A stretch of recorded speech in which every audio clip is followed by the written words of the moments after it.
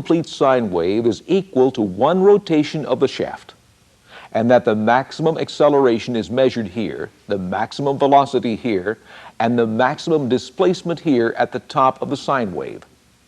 The difference between displacement and velocity is 90 degrees, and the difference between velocity and acceleration is 90 degrees. Since our measurements are in velocity, they need to be corrected to displacement. To do this, add 90 degrees to the velocity measurement of 213 degrees, which gives a corrected reading of 303 degrees. The final information is the system lag.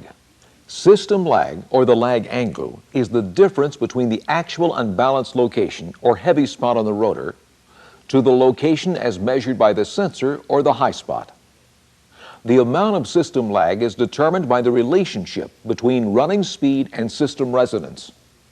Recall from another program, resonance detection, the phase characteristics of a machine as its speed is increased or decreased to pass through system resonance. The phase difference from one side of resonance to the other side is 180 degrees with a 90-degree change at resonance. System lag can be seen using a ceiling fan on a long stem as an example. If an unbalanced weight is added to a fan blade and it is running very slowly, the unbalanced weight pulls the fan in the direction of the unbalance. As the fan speed increases, the fan cannot keep up with the motion of the unbalanced weight. The angular difference between the location of the unbalanced weight and the motion of the fan body is the system lag. At slow speeds, the difference is very small, but as the speed increases, the unbalanced blade will be on one side while the fan body is moving 180 degrees in the opposite direction. This is a system lag of 180 degrees. When the system lag is 90 degrees, the system is at resonance. If the system lag is less than 90 degrees, it is running below resonance. If the lag is between 90 and 180 degrees, it is running above resonance. When the machine is running well below resonance, the unbalanced weight and the motion of the fan body are the same or very close. If it is running well above resonance, the motion of the fan body and the unbalanced weight are opposite. If a sensor is mounted on the fan body and a phototach picks up the speed of the fan blades, the relationship could be seen on the analyzer screen. This is the same measurement we are making in the balancing program. What this means to the balancing process is that the sensor is measuring the motion of the fan body, but the unbalanced location has already gone past the sensor. If the machine is running above resonance, use 135 degrees for the system lag. If it's running below resonance, use 45 degrees for the system lag. If you don't know what the resonance condition is, use 90 degrees as the system lag. The full equation for finding the heavy spot on the rotor then is the measured phase angle in degrees, plus the angle between the sensor and the phototach, plus the correction to displacement units, minus the system lag. Plugging in our numbers, we have 213 degrees, plus 0 for sensor tach correction, plus 90 degrees to correct to displacement, minus the system lag, which is estimated at 10 degrees. This estimates our heavy spot on the rotor at 293 degrees. Our trial weight should be placed 180 degrees opposite, which is 113 degrees. The closest blade is blade number 3 at 120 degrees.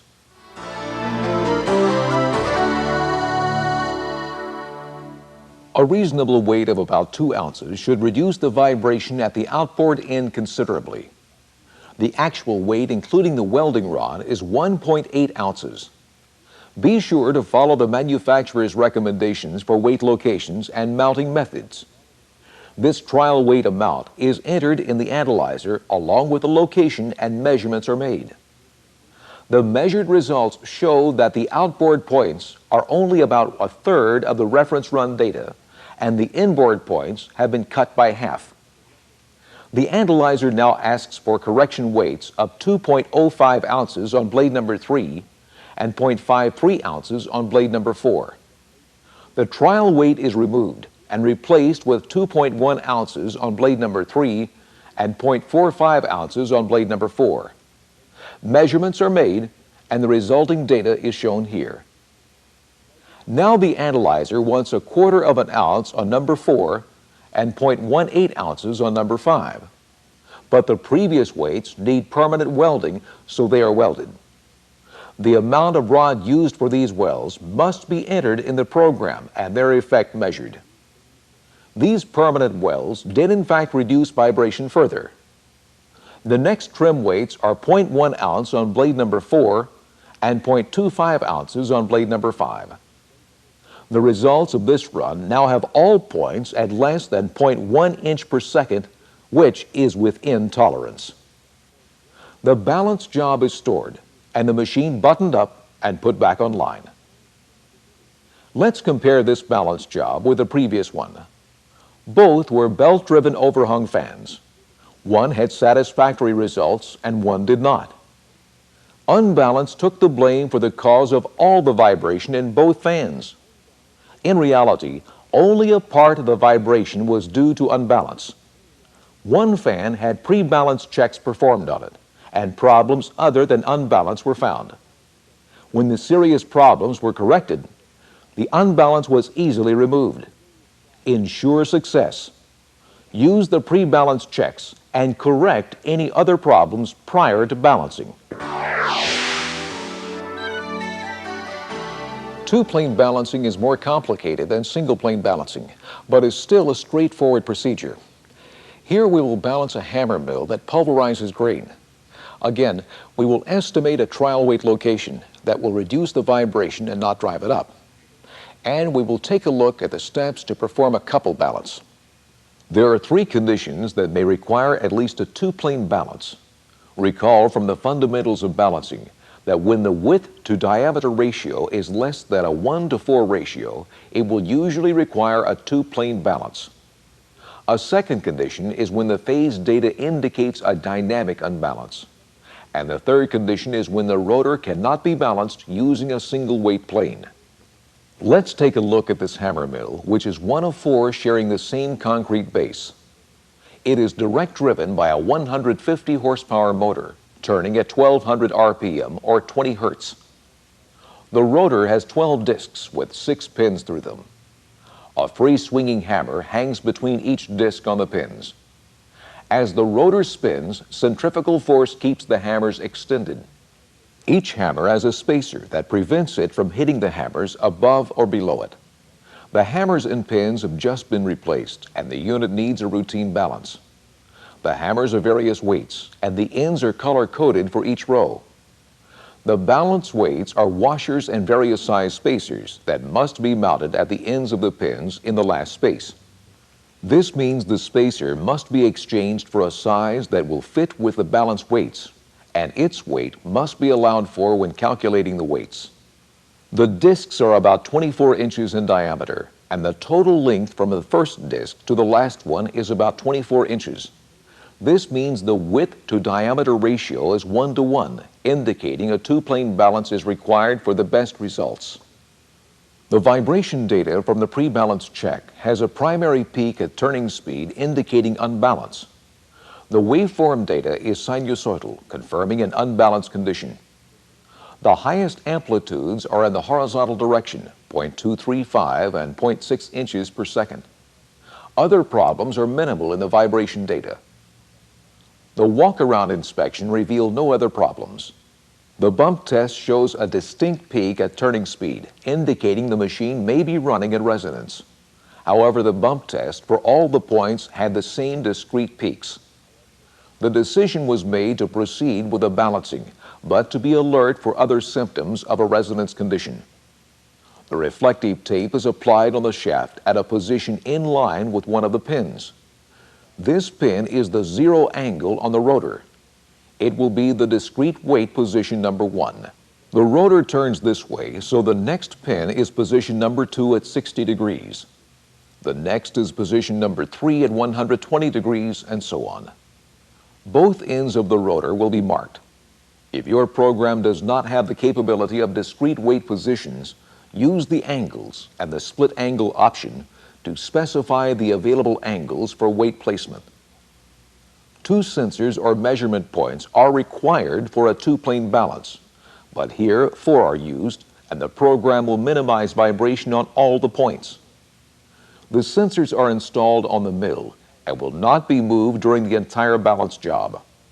4 color-coded sensors are used that connect to a 4-channel mux. An auto feature allows the measurements to be made from one sensor to the next without interruption.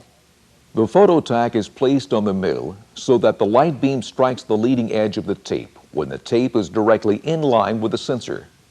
Positioning the phototac in this manner simplifies the calculations for estimating the trial weight location. The balance job is defined in the analyzer as 2 planes for placing weights and 2 measurement planes with 4 measurement points. The position of the tack is recorded relative to top dead center. The measurement points are defined for each plane. Be sure these are defined correctly. The reference run data can now be collected.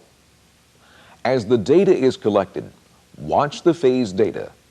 Notice that for some points, the phase is swinging more than 90 degrees, but for best results, it should be very stable. 3 causes of an unstable phase are a resonance condition, mechanical looseness, and other frequencies near turning speed. A looseness condition is ruled out because it is not substantiated in the spectral data or the waveform data. The pre-balance bump tests had a discrete peak at turning speed at all measurement positions. Resonance was ruled out because resonance is usually at different frequencies for various components of the machine. This means other frequencies close to 1 times turning speed are probably present. The spectrum was monitored to see just what might be there. The peak at 1 times turning speed is present and is fluctuating from 0.07 inches per second to 0.13 inches per second. Now bear in mind, the machine is off. This is background vibration coming from nearby machines. The amplitude of the waveform data is fluctuating. This time span of 13 seconds clearly shows how the beat of 2 closely spaced frequencies are adding to and subtracting from each other. Remember, the sensor is on our machine, and it is not running. The excessive unbalance in nearby machines is shaking the floor and influencing our balance job.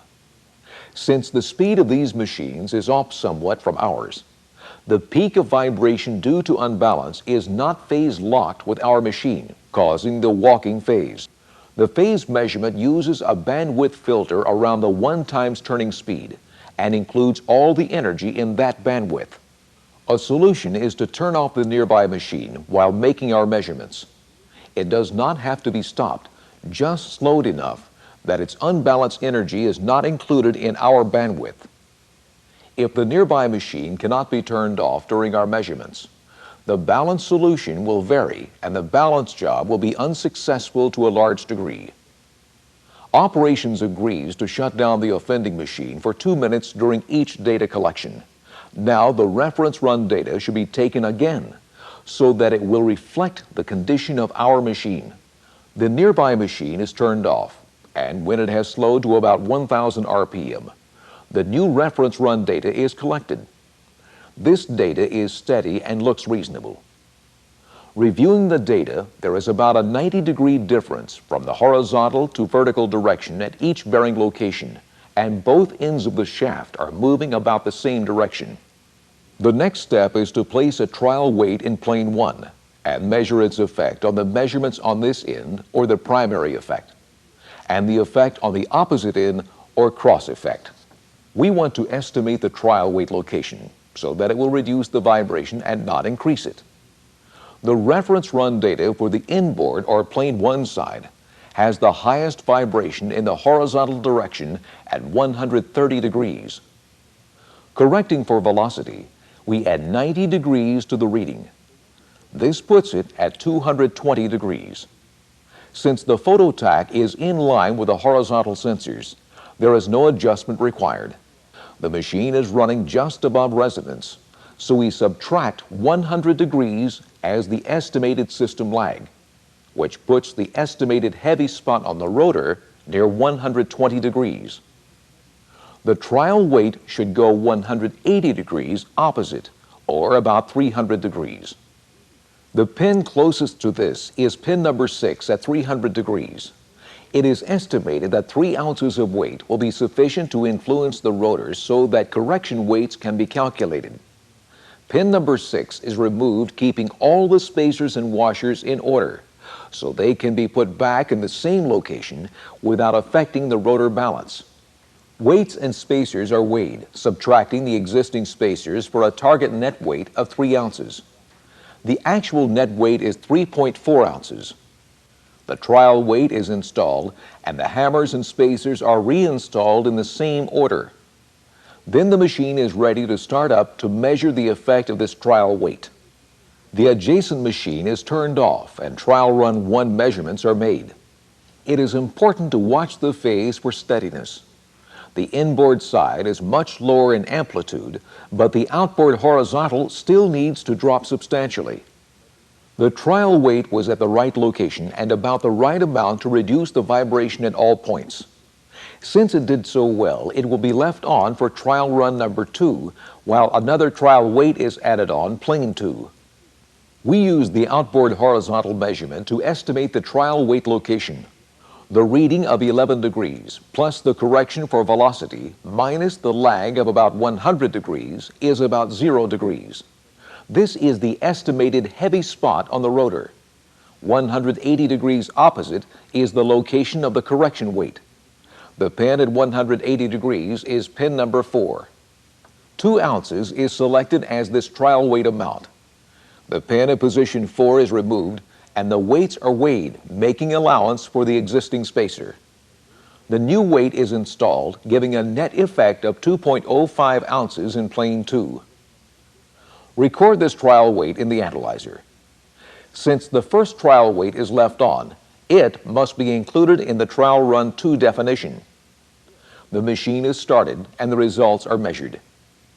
Reviewing the results, the horizontal phases are about in line and the vertical phases are about 100 degrees apart. Now the correction weights can be calculated. This is the dynamic solution, but another solution can be calculated, and that is the static couple solution. Let's take a look at the couple solution. Recall from another program, Fundamentals of Balancing, that a couple unbalance is a condition when equal amounts of unbalance are on the opposite ends of the rotor, but are 180 degrees apart. This causes one end to move up, while the other moves down. Couple unbalance is corrected with equal weights 180 degrees apart on opposite ends. Any two-plane balance can have a couple unbalance, but it is usually combined with a static unbalance, causing a dynamic unbalance. On this balance job, the dynamic solution can be input into the calculation with the results broken into a static and couple solution.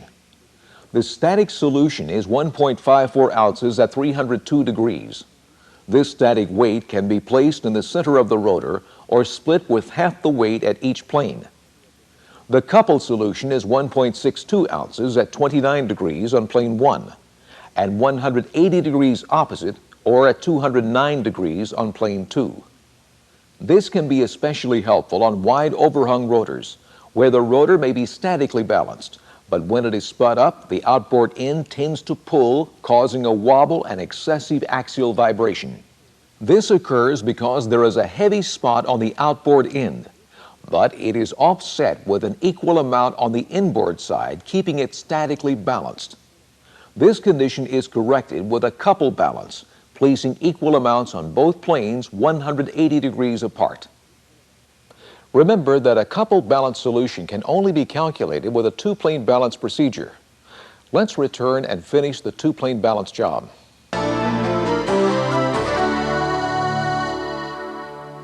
The dynamic solution is selected and the corrections call for plane 1 weights of 0.6 ounces on pin number 6 and 1.95 ounces on pin number 1.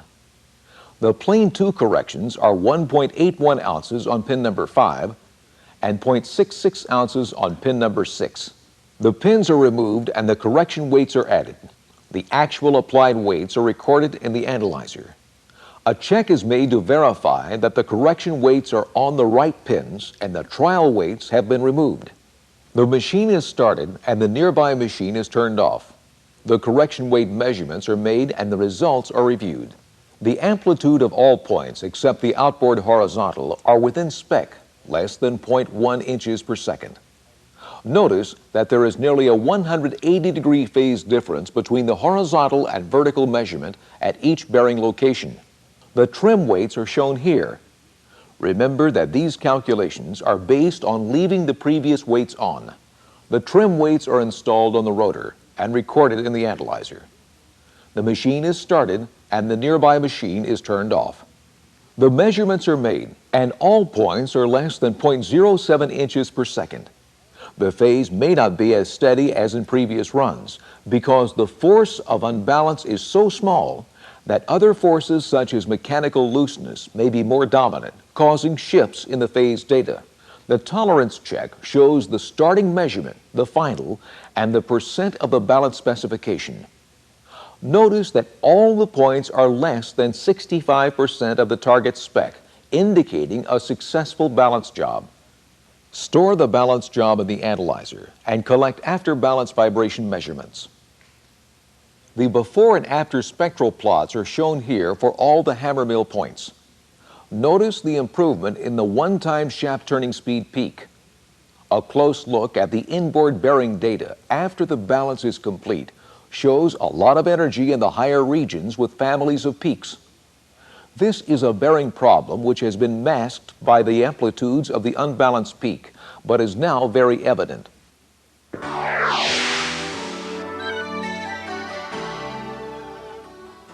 The balancing process is a very straightforward procedure and when followed produces excellent results. However, there are many things that if overlooked or miscalculated can lead to poor results. Common mistakes include misjudging the direction of rotation on the machine, which leads to wrong phase angles and wrong weight placement. Entering the rotation incorrectly in the analyzer, which will cause all the phase calculations for weight placement to be wrong. Forgetting to enter in the analyzer the actual weight applied to the rotor. Making errors in weighing, such as forgetting to subtract the existing spacer from the weight calculations on the hammer mill. Disregarding the pre-balance checks, or on two-plane balancing, reversing the correction weights to opposite planes. The most common errors are the result of not being organized or not being alert to potential problems. These two errors cause the analyst to enter the wrong information into the analyzer, or even forget to enter it and overlook symptoms, such as the energy from nearby machines that cause inaccurate phase readings. In two-plane balancing, you must be even more organized, or it will be a long day.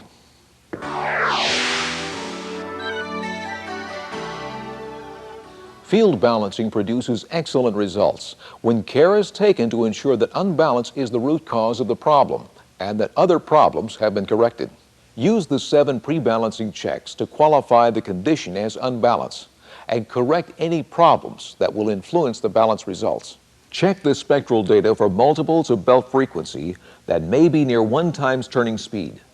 Compare the horizontal and vertical readings, looking for highly directional vibration.